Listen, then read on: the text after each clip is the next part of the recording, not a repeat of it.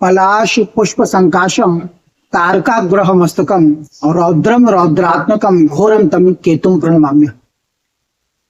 पलाश के फूल के समान और रंग वाले यानी चटक लाल ऑरेंज कलर के रंग वाले, पलाश पुष्प संकाशम तारकाग्रह मस्तकम, तारों में सर्वश्रेष्ठ या शिरोमणि,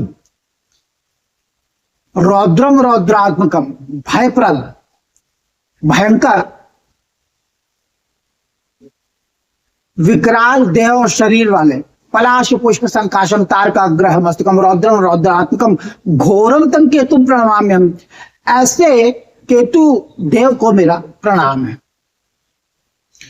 नमस्कार, मैं पंडित मनीष अवस्थी आप सभी ज्योतिष के प्रेमियों का श्रोताओं का अपने इस एस्ट्रो अवस्थी ज्योतिष चैनल पर बहुत बहुत स्वागत और अभिनंदन करता हूं। देखिए, आज के इस वीडियो में हम केतु अगर आपकी जन्म पत्रिका में 7th हाउस में है,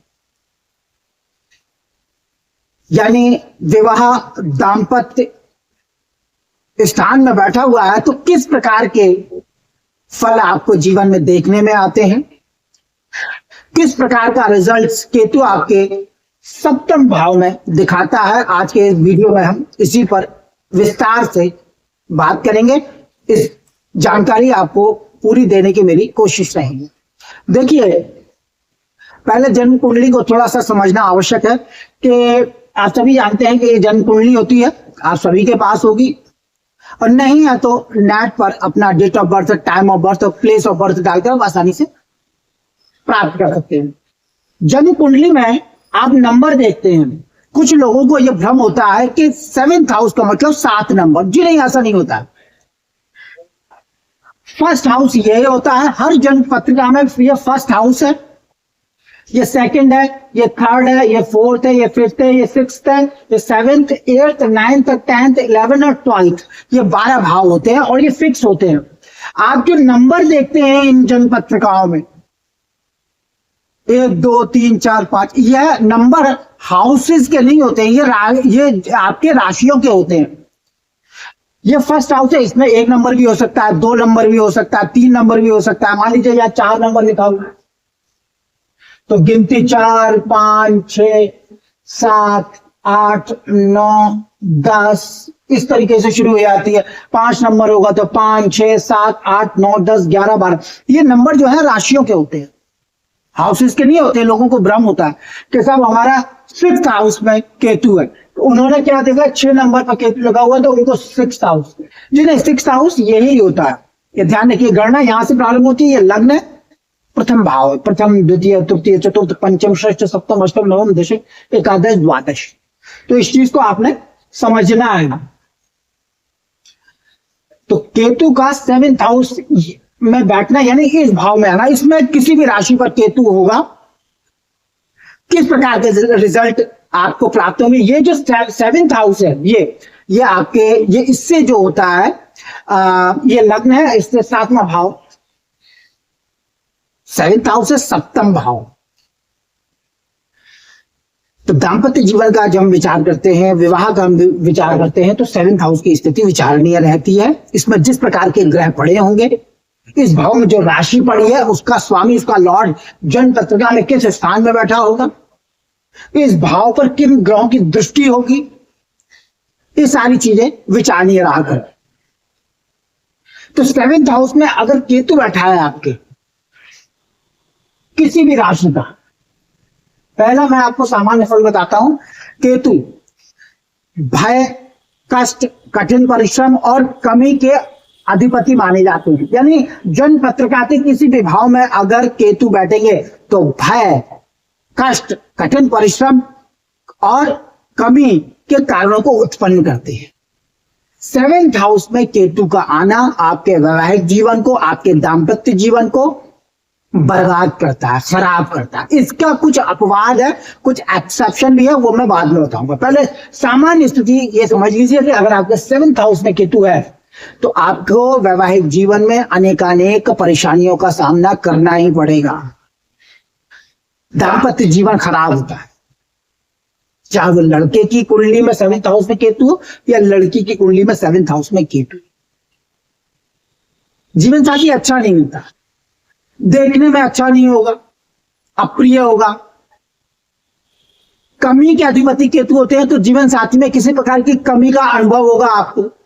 आपने जैसा सोचा था वैसा नहीं होगा, उग्र स्वभाव का होगा। वैवाहिक जीवन में अनेक प्रकार के उतार चढ़ाव केतु देता है अगर 7th हाउस में हो। उल्टी सीधी आदतें होंगी लड़के के अंदर, लड़की होगी तो लड़ने झगड़ने वाली होगी। शादी के बाद ग्रह कलेश शुरू हो जाता है अगर 7th हाउस में केतु है।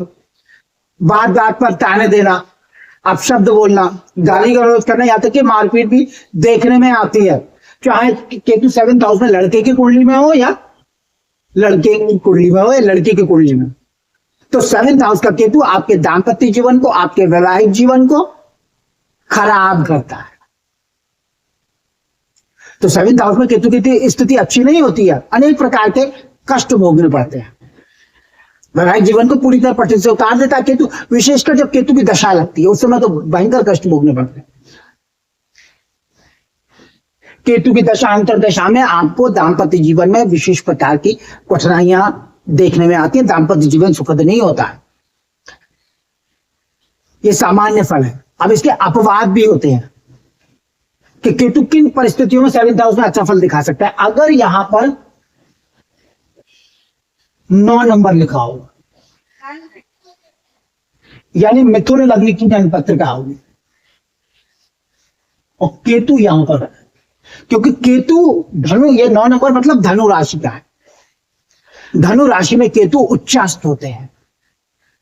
कोई भी ग्रह हो किसी भी भाव में अगर अपनी राशि का होगा, उच्च राशि का होगा, तो उस भाव की वृद्धि करेगा, उसे खराब नहीं करेगा। अगर केतु उच्च का आ जाए, कहीं कहीं 12 नंबर अगर यहां पड़ा है, यानी मीन राशि पर बैठा हुआ है। आप सभी जानते हैं कि ये जो राशियां होती हैं ये 12 नंबर मीन राशि का होता है। तो मीन राशि पर आएगा तो भी कुछ थोड़ा सा फायदा आपको देखने को मिलेगा। अन्य राशियों पर केतु आपके दाम्पत्य जीवन को, आपके वैवाहिक जीवन को नष्ट कर देगा। वैवाहिक जीवन, आपका जीवन साथी बिल्कुल भी आपके अनुरूप नहीं होगा, आपको बात बात पर अपमानित करेगा, नीचा दिखाएगा, रिश्तेदारी में कटाक्ष करेगा, आपको बंदिशों में रखने की चेष्टा होगी। लड़का होगा तो उल्टे सीधे शौक होंगे उसके, शौकीन मिजाज का होगा, इधर उधर अपना अफेयर चलाने की कोशिश करेगा। इस प्रकार के तमाम दुर्गुण आपको आपके जीवन साथी में मिलेंगे। लड़की होगी तो लड़ने झगड़ने वाली होगी, ससुराल में आते ही उसका नाटक शुरू हो जाएगा, परेशान करना शुरू कर देगी, उपद्रव करेगी, कोर्ट कचहरी की धमकियां देनी शुरू कर देगी। तो इस प्रकार के रिजल्ट केतु देता है। लेकिन धनु राशि का होगा तो ये बहुत अच्छे फल दिखाता है, दाम्पत्य जीवन सुखद होता है, अच्छी ससुराल प्राप्त होती है। लड़का भी पढ़ा लिखा होगा, अच्छा विद्वान होगा, अच्छी जॉब में होगा, और बिजनेस वाला होगा तो अच्छा हो। लड़की होगी तो भी पढ़ी लिखी विद्वान होती है, क्योंकि केतु उच्चस्थ हो गए हैं। 7th हाउस के जितने भी फल होंगे अच्छे प्राप्त होंगे। हमेशा ध्यान रखिए, कोई भी ग्रह उच्च, लेकिन फिर भी केतु उच्च का होता है, लेकिन फिर भी कहीं ना कहीं ये तमोगुणी ग्रह, पाप ग्रह कहीं ना कहीं दो जरूर देगा। लेकिन चूंकि केतु उच्च का है, अगर परेशानियां देता है, दिक्कतें देता है, तो उससे तुरंत राहत भी बड़ी जल्दी प्रदान करते हैं। तो जीवन साथी का सुख प्राप्त होगा अगर धनु राशि पर है या मीन राशि पर। अन्य राशियों का केतु अगर 7th हाउस में आ गया तो आपके वैवाहिक जीवन का सत्यानाश होना बिल्कुल तय है। वैवाहिक जीवन का खराब होना बिल्कुल आप निश्चित समझिए। तबाही मचा के रख देते हैं केतु 7th हाउस, इस बात का विशेष ध्यान। तो 7th हाउस में केतु सामान्यतः अच्छा नहीं होता है। तो मैं वीडियो को ज्यादा विस्तारित नहीं करूंगा। हाँ, जाते जाते एक चीज और स्पष्ट कर दूं कि जो मैंने बताया कि नंबर जो होते हैं पड़े होते हैं राशियों को का प्रतिनिधित्व करते हैं। जैसे एक नंबर है वो मेष राशि का है, जन्म पत्रिका में कहीं भी पड़ी हो आप समझ लीजिए ये मेष राशि है। एक नंबर मेष राशि मतलब 1 नंबर। 2 नंबर मतलब वृषभ राशि।